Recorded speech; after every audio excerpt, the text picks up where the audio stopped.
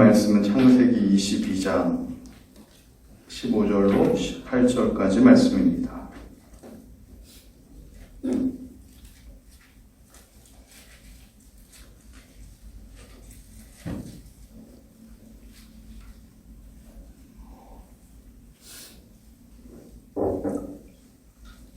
제가 봉독합니다. 여호와의 사자가 하늘에서부터 두 번째 아브라함을 불러 이르시되 여호와께서 이르시기를 내가 나를 가리켜 맹세하노니 내가 이같이 행하여 내 아들 내 독자도 아끼지 아니하였은지 내가 내게 큰 복을 주고 내 씨가 크게 번성하여 하늘의 별과 같고 바닷가의 모래와 같게 하리니 내 씨가 그 대적의 성문을 차지하리라. 또 내 씨로 말미암아 천하 만민이 복을 받으리니 이는 내가 나의 말을 준행하였음이니라 하셨다 하니라. 아멘. 오늘 이 본문에 대한 5회부터 바로 잡고 말씀을 풀어나가야 되는데요. 가장 보편적인 본문에 대한 해석의 오류는 아브라함이 믿음이 대단히 좋은 사람이었다라는 해석입니다. 그러니까 아브라함이 하나님께로부터 너는 내 독자 이삭을 내가 지적하는 곳으로 데리고 와서 나에게 번제를 바쳐라라고 하는 명령을 아브라함이 받았을 때 아브라함이 일단 하나님을 위해서라면 내 사랑하는 아들이라도 바치겠다라고 하는 이 믿음이 참 대단하다라고 하는 것과 두 번째는 어떻게 아들을 바치는 데 있어가지고 망설임도 없이 즉각적으로 일말의 지체함도 없이 하나님께 드릴 수 있었는가. 그 예를 들면은 22장 3절에 보면은 하나님의 명령을 받은 아브라함이 아침에 일찍이 일어나 나귀의 안장을 지르고 라는 말이 나옵니다. 보통의 아버지 같으면 아들 바치라 그러면은 그래도 좀 며칠 정도는 고민해야 될 텐데 그 다음날 아침 일찍 일어나가지고 자식을 바쳤다라고 하는 대목에서 야 진짜 아브라함은 믿음이 대단하구나 이렇게 해석을 할 수 있다라는 것이죠. 근데 이 두 가지 해석이 제가 확신합니다. 잘못된 해석입니다. 이렇게 해석을 하기 때문에 우리의 믿음은 굉장히 손해를 많이 보게 되는 겁니다. 왜냐면요, 아브라함은 그렇다 치더라도요, 아브라함이 이렇게 믿음이 좋은 사람이 되어버리면, 그러면은 아브라함에게 이러한 명령을 내리신 하나님은 정신 나간 사이비 종교의 신이 되어버리는 겁니다. 기독교는 사이비 광신교가 되어버리는 거예요. 그러니까 하나님은 이제 적어도 어떤 하나님이 되시냐면 하나님 믿으려면 아들 하나 정도는 바칠 각오를 해야 하나님이 믿음이 있구나, 너 좀 믿음이 있구나 이렇게 인정해주는 신이 돼버린다라는 겁니다.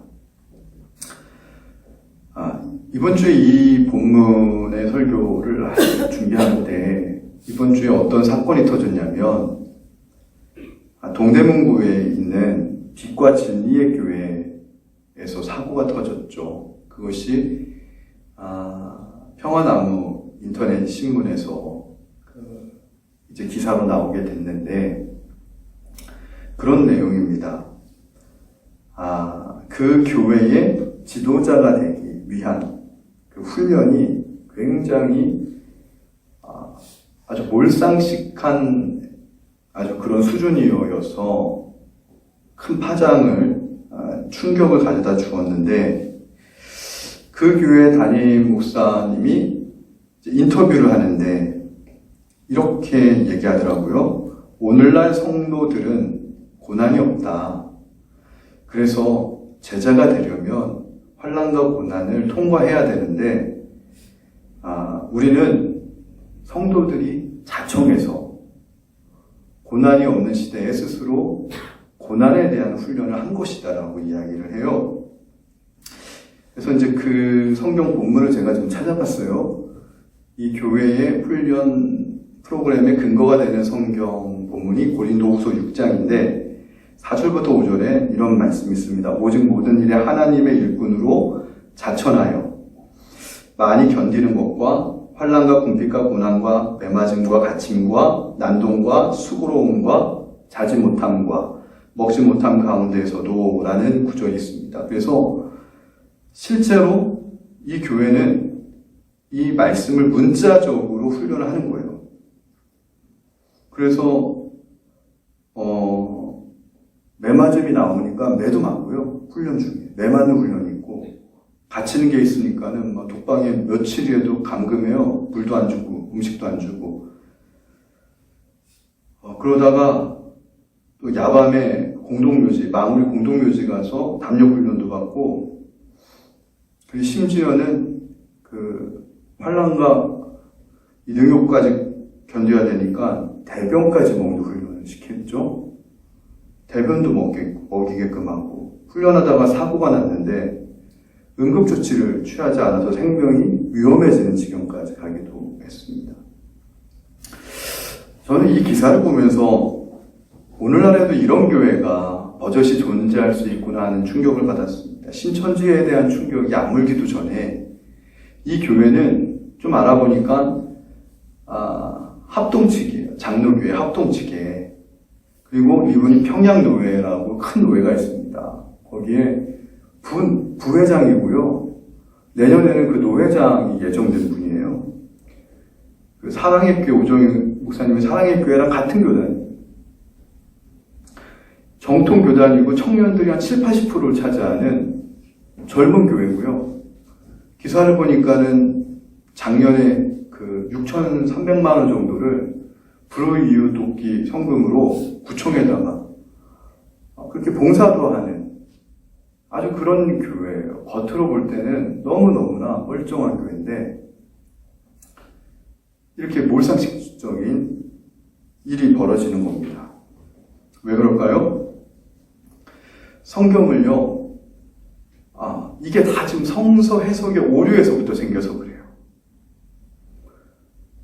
성경 해석이 지금 잘못됐습니다. 그 교회 제자 훈련에 성경 해석이 잘못됐기 때문에 교회의 모든 프로그램이 결국은 목회자가 성경을 어떻게 해석하느냐에 의해서 모든 교회의 프로그램과 방향이 잡혀지는 거거든요.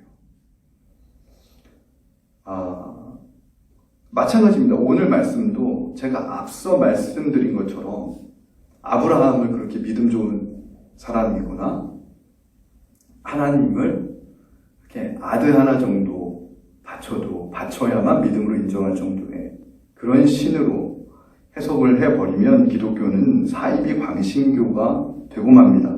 그래서 오늘 말씀을 올바르게 해석하는 것이 굉장히 어렵습니다. 제가 사실은 오늘 이 성경 본문을 좀 나중에 설교를 할까 하는 생각까지도 들었어요. 왜냐하면 어려운 내용이라서 이걸 제대로 해석한다는 것은 굉장히 어려운 내용인데 근데 제가 이번 주에 빛과 진리 교회의 문제를 보면서 더 이상 피해갈 수만 있는 문제는 아니다라는 생각을 했고요. 왜냐하면 이 오늘 본문은 아브라함의 인생에 있어서 창세기에 있어서 가장 기독교의 구원의 핵심 교리가 담겨져 있는 가장 중요한 본문이기 때문에 어려워도 피해갈 수가 없었기 때문에 오늘 이 성경 본문을 한번 풀어보려고 합니다.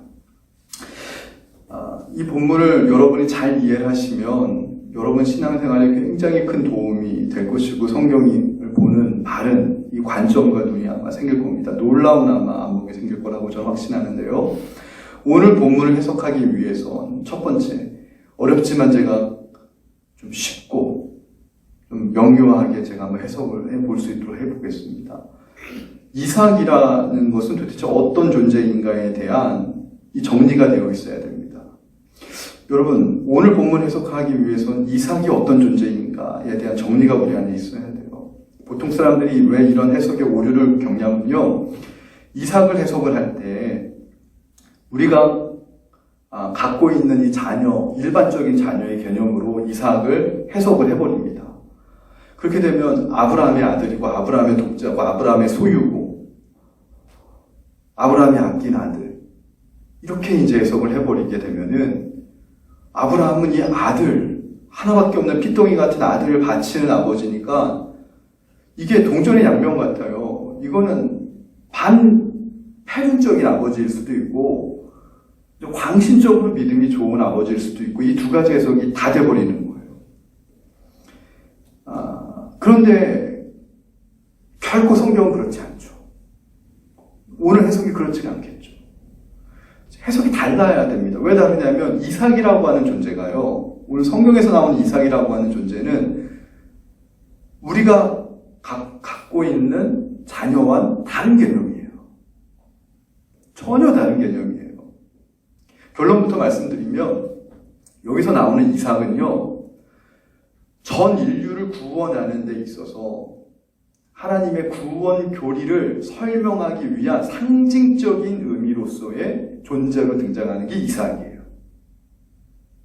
일반적인 자녀가 아니라 이건 특수한 개념이에요. 하나님이 구원의 핵심 교리를 사용하는 데 있어서 하나의 상징으로 사용하는 게 이삭이에요. 그래서 성경은 창세기에 보면은 나중에 한번 시간이 되시고 성경에 대해서 관심 있으신 분은 한번 읽어보세요. 이삭을 어떻게 성경은 표현하냐면요. 창세기에서 두 가지 단어로 표현하는데 후손, 내 몸에서 날 후손, 그리고 두 번째는 씨. 둘 다 같은 의미예요. 후손이나 씨나 다 같은 의미인데 우리가 보통 생각하면은 하나님이 아브라함에게 복을 줄 때 하늘의 묵별처럼 바다의 모래알처럼 자녀들이 잘 되는 복을 준다고 했으니까 이 후손, 이 씨가 아마 많은 사람들 복수형일 거라고 생각을 합니다.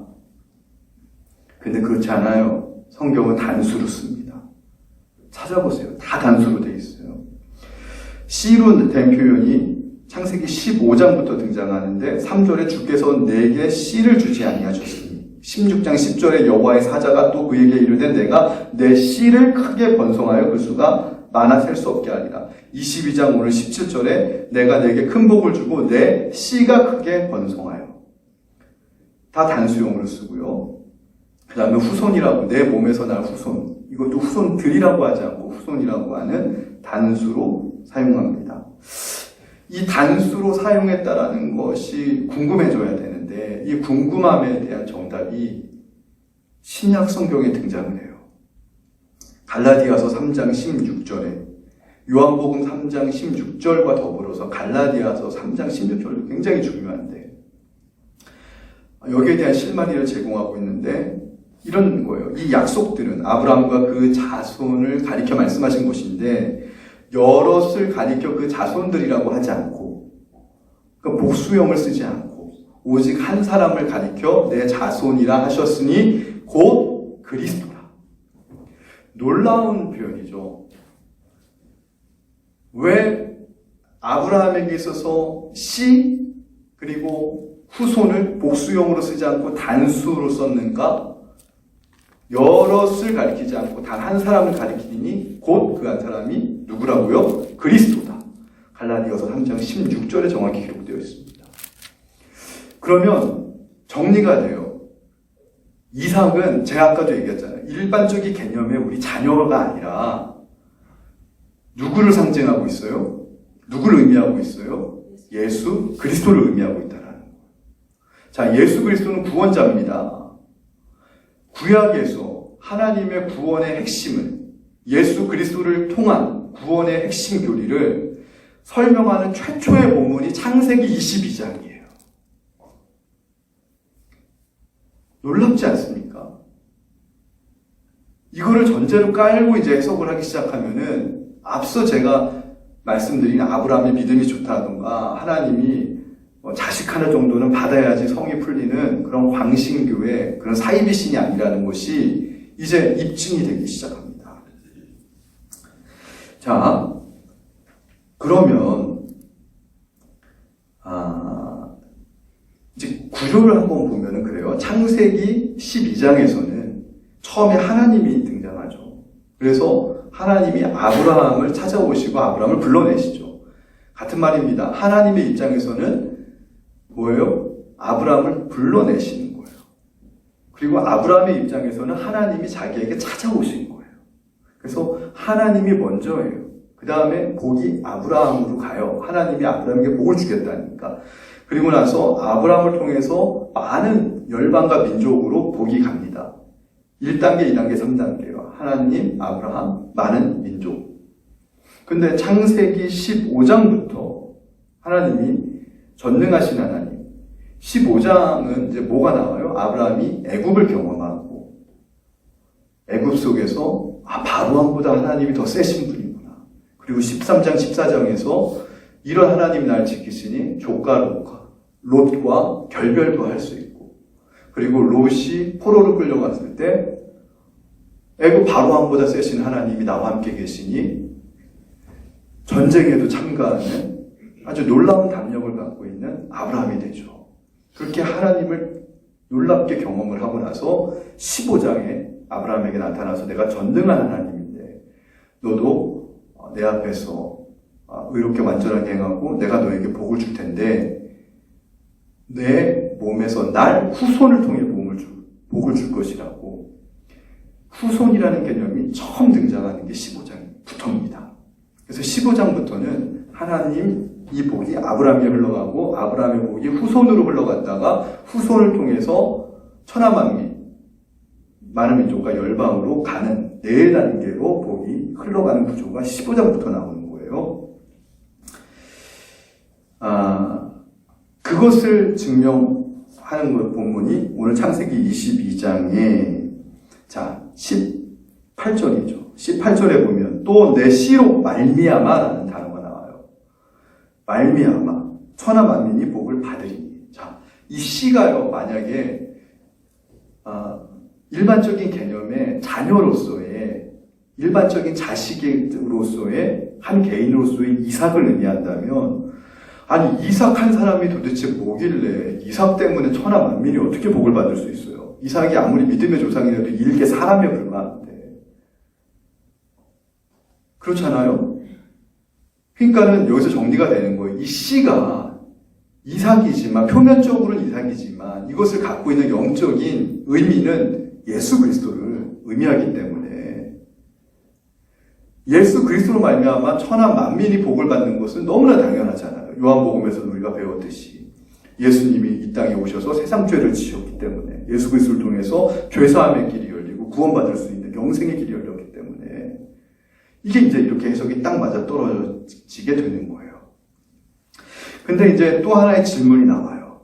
그러면 이제 그건 알겠는데 이삭이 예수 그리스도를 의미하고 상징한다는 것은 알겠는데 여기까지만 알면 50%만 푸는 거예요. 나머지 50%가 풀리려면 어떤 질문에 대한 우리가 해답을 가져야 되냐면 하나님은 왜 아브라함에게 굳이 이삭을 바치라고 하셨을까? 그냥 이삭을 안 바치고 신앙생활하면 안 되나? 조용히 살면 안 되나? 이러한 질문을 가질 수가 있어요. 자, 이 질문에 대해서 다시 한번 주의를 상기하면서 우리가 살펴볼 것은 이삭은 씨를 의미하고 이 씨는 곧 신약의 예수님을 의미한다는 거예요. 그래서 이삭은 단순히 아브라함의 소유로서의 개인 자녀, 우리 자녀라고 생각하면 안 된다고 제가 말씀드렸어요. 그러면 어떻게 해야 올바른 해석이 될까요? 하나님께서 이삭을 갖다 바치라고 아브라함에게 하셨던 그 숨은 의도를 헤아려야 되는데 이 하나님의 의도를 헤아리려면 먼저 이삭이 어떻게 출생했는지에 대해 알아야 돼요. 자, 성경은 다 문맥을 갖고 있어요.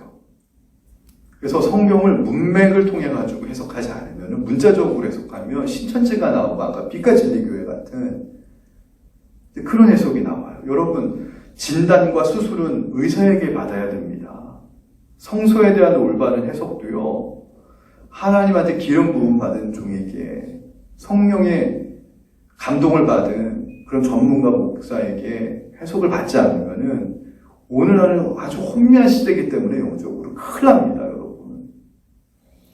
자, 보세요. 22장 전에 17장에서 이제 뭐가 나오냐면 이삭이 18장에서 태어나거든요. 근데 17장에 이제 어떤 게 나옵니까? 할례가 나와요. 이삭이 태어나기 전에 하나님이 아브라함에게 할례를 행해요. 이게 굉장히 중요합니다. 이 할례라고 하는 것이 오늘로 이야기하면 포경수술이에요, 일종의. 근데 이 할례에는 영적인 의미가 담겨져 있어요.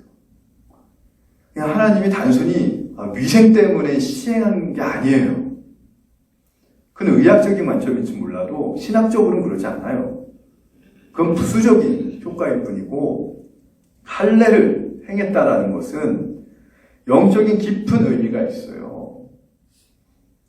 생식기 표피를 잘라냈다라는 거거든요. 그래서 영적인 의미는 이런 거예요. 아브라함, 너는 이제 육체적인 생식 능력이 끝났다라는 것을 하나님이 확인해 주는 거예요. 할례를 통해서 너 생식 능력이 끝났어. 육적으로 끝났어.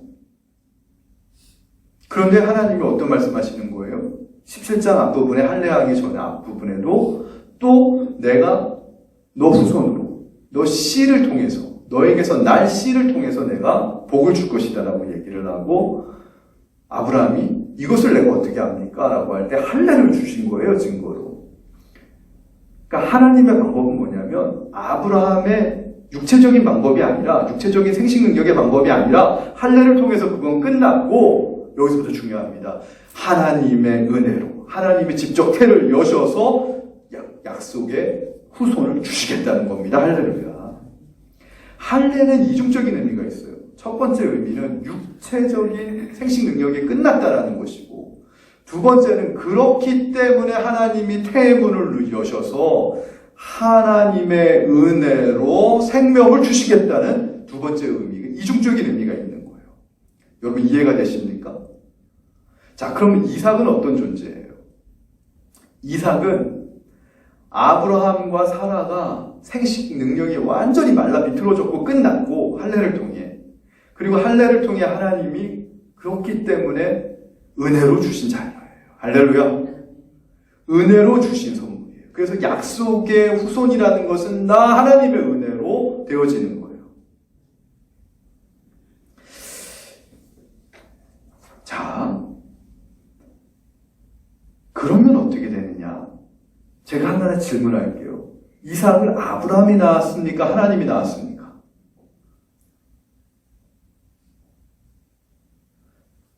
이 할례라고 하는 개념이 생기면 이삭을 아브라함이 낳았습니까? 하나님이 낳았습니까? 하나님이 낳게 된 거예요. 아브라함과 사라의 육체를, 그 빈 껍데기를 하나님이 사용하셨을 뿐이지, 실제적으로 생명은 하나님의 약속과 은혜와 하늘로부터 온 생명으로 낳기 때문에 하나님이 낳은 거예요. 그래서 우리가 그런 얘기를 해요. 강단에서 목사님들이 여러분의 자녀가 아니라 하나님의 자녀, 이걸 믿으시기 바랍니다 할 때 여러분이 아멘 하시죠. 왜 아멘 하는 거예요? 바로 창세기 22장의 이 원리 때문에 그런 거예요.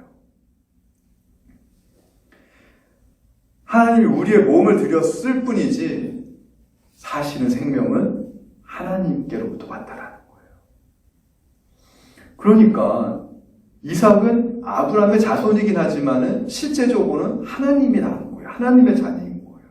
그래서 하나님께서 아브라함에게 이삭을 바치라고 하는 이제 말의 의미를 알아야 되는데, 세 가지로 정리해 드릴게요. 첫 번째는 뭐냐면, 이삭이 더 이상 내 육체적인 자손이 아니라 하나님이 영적 약속을 통해 주신 약속의 자손임을 인정하고 고백하라는 의미가 첫 번째 의미입니다.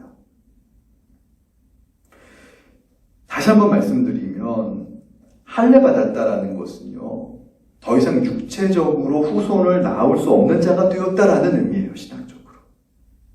그래서 신약 성경에서는 이 할례 받았다라는 것을 로마서에서는 육체적으로 말하면 우리는 다 죽은 자와 같다라고 표현하는 거예요. 그래서 우리가 어떤 할례를 받으라는 거예요? 영적인 할례를 받으라는 거예요. 누구를 통해서? 예수 그리스도의 십자가를 통해서. 할렐루야. 그래서 육체적으로 우리가 다 죽은 자인데 십자가를 통해서 우리가 영적으로 다시 거듭나고 출생하고 우리가 살았다. 예수 그리스도와 함께 다시 살았다라고 표현하는 겁니다.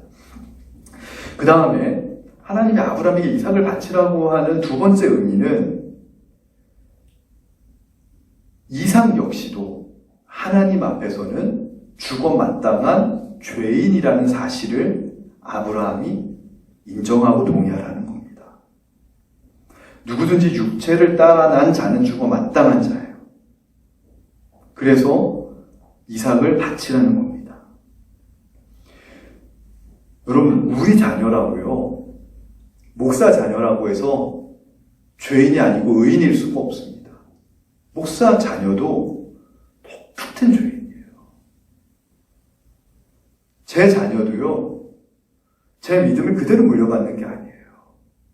하나님 앞에서 자기가 죽어 마땅한 죄인이구나 하는 것을 인정하는 것에서부터 믿음이 출발해야 된다라는 거예요.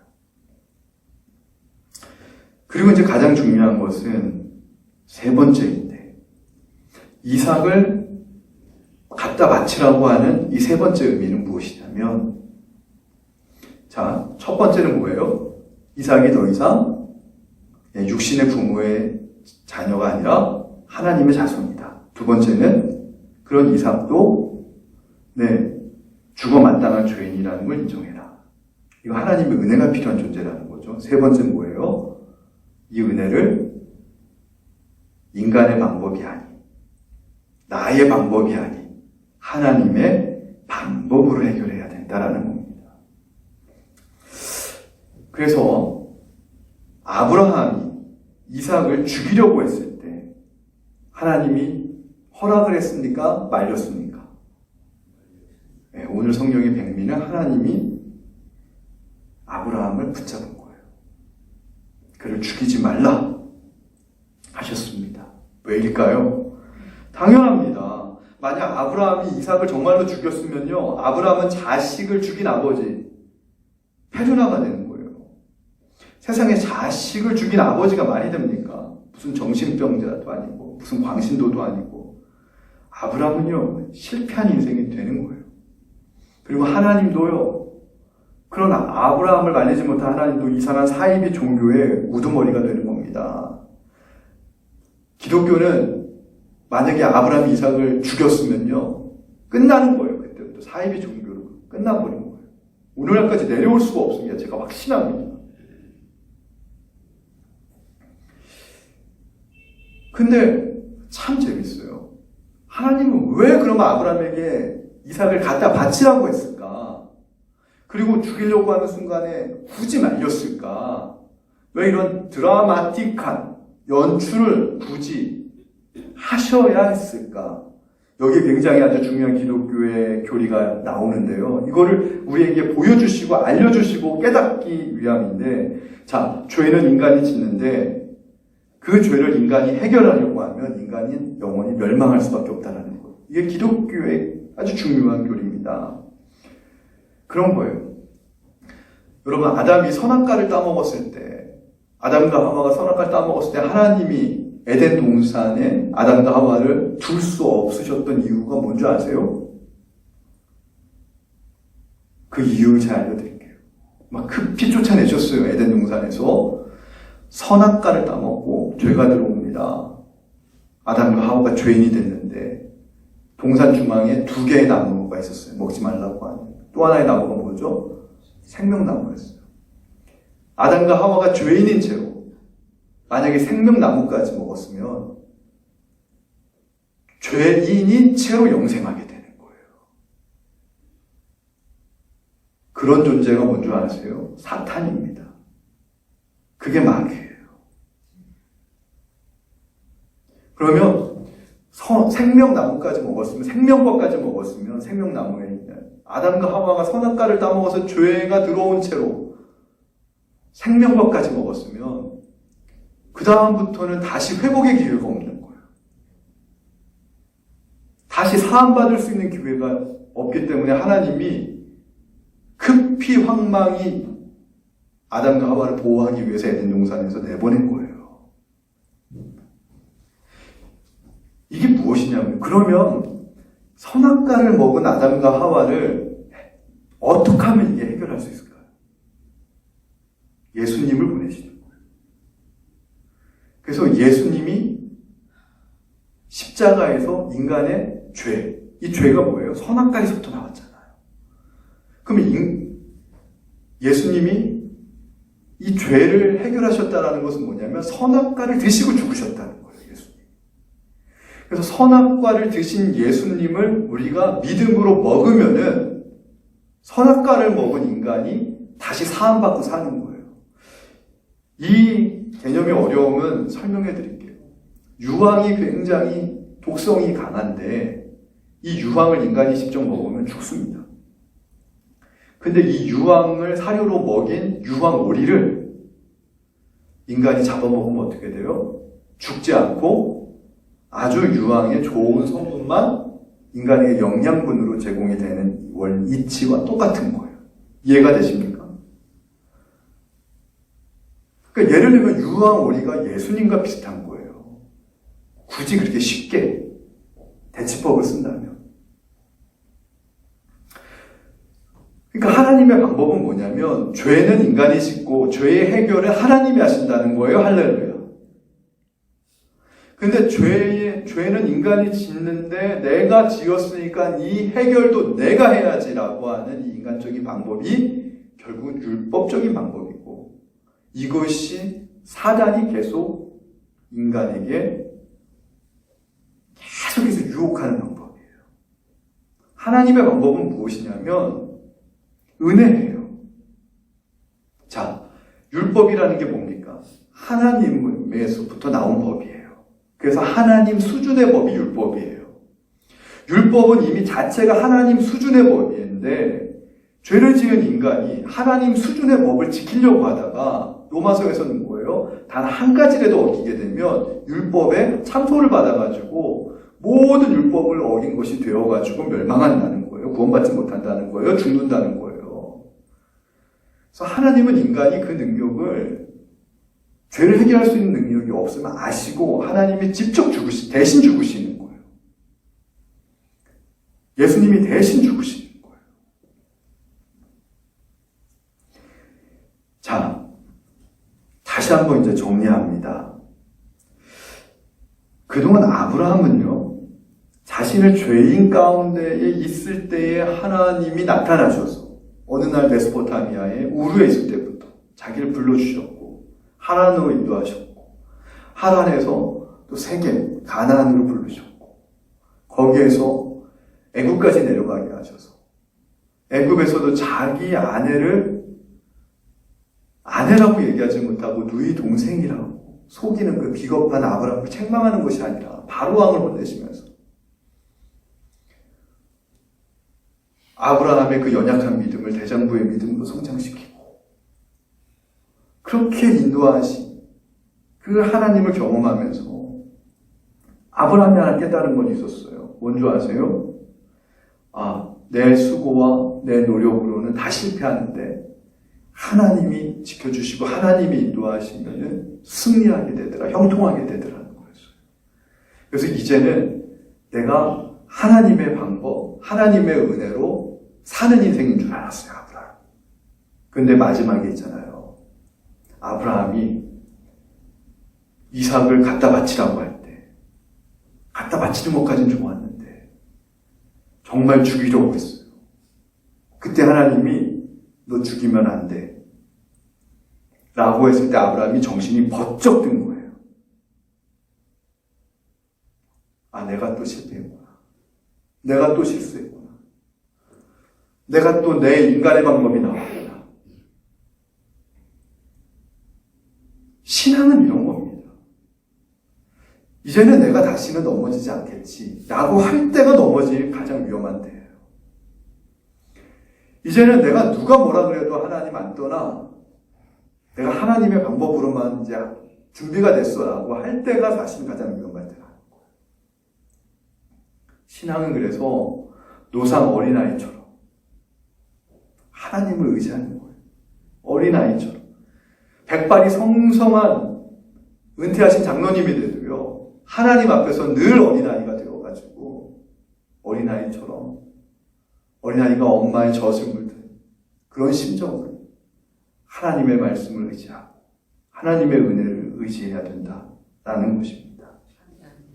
자, 그런데요, 오늘 말씀을 정리하는데 하나님이 우리를 자녀로 부르실 때에 여러분 두려워하지 마시기 바랍니다.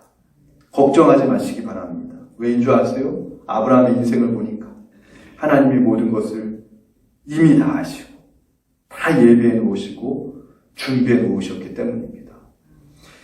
아까도 얘기했잖아요. 아브라함이 이삭을 죽이면은요, 하나님의 구원이 그에게 끝나요. 거기서 그냥 실패로 돌아가요.